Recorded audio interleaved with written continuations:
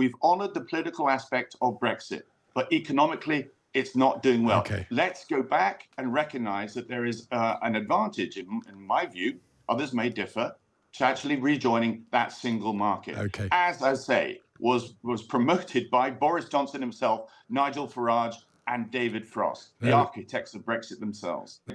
Don't agree with that at all. I think there are more and more voices recognising where we are today and that we need to revisit our Brexit model. This means staying outside the European Union politically. Look where we are economically speaking, the cost of living crisis, the scale of borrowing. We should be looking at every opportunity to strengthen our economy.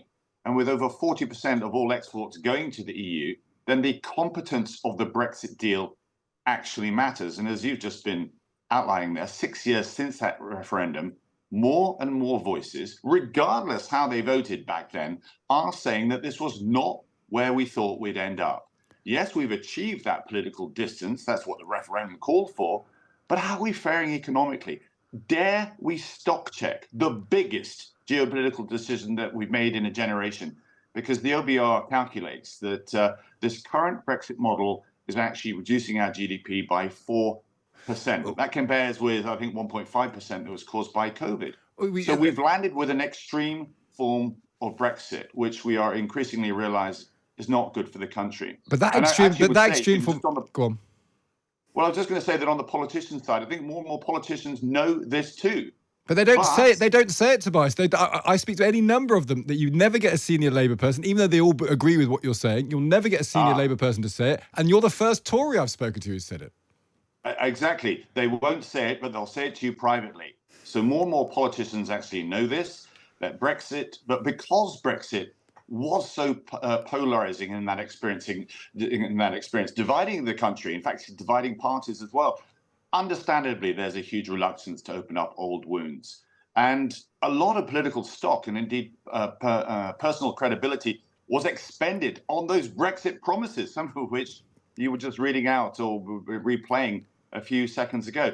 Sadly, it's not in the average politician's vocabulary to stand up and say, yes, we got it wrong. So how many do you think, how many senior politicians or politicians, MPs, there's 650 of them, how many do you think, if you could look into their hearts, would say we should rejoin the single market privately? I'm not going to guess with that. I'm here to make the case to say that it would be it would actually be a sign of weakness if we didn't revisit this critical deal, revisit something that is so absolutely important, to our nation at this time at the moment.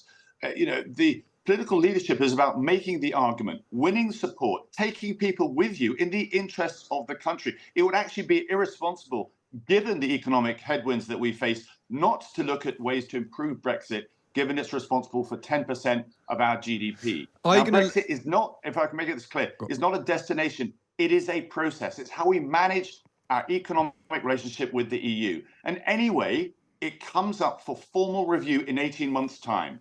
Are we all really going to turn up and say at that meeting, yes, all's well, nothing to change here? I defy anybody who's done the maths to say they do not want to see an improvement to the current model of Brexit, which is why I'm saying and recommending the Norway model. Let us get us back into the single market that Margaret Thatcher helped to create. And by the way, those big Brexiteers, Boris Johnson, Nigel Farage, David Frost, all argued for in the lead up to the referendum in their full knowledge that access was vital if our economy was to thrive. It would open up our trade, it would eliminate customs checks, eliminate the paperwork on exports, of course, improve our labour market pressures as well, and tackle the migration issues because it will return us to the Dublin Convention. I simply ask politicians and my colleagues, politics, of course, is difficult. Brexit is not working, though. And the electorate increasingly know this. It's reflected in the polls. And I believe, actually, in the longer term, it would be a net vote winner if we move this way. Now, of course, there would be outrage by a wing of my party, but most of your party now. Most of your party, the Prime Minister of your party, that's the problem. You can't say this, Tobias, and stay in your party. You need to go and either form a new party or join the Lib Dems. Absolutely. Go and join the Lib Dems. Ridiculous thing to say. Absolutely ridiculous thing to say that's what you would need to do. Our party succeeds when it's a centre-right party, when it puts the nation's interests first and not listens to the music of these tribal factions and indeed parts of our base, New Conservatives and so forth. They're hardly loyal to the Prime Minister now.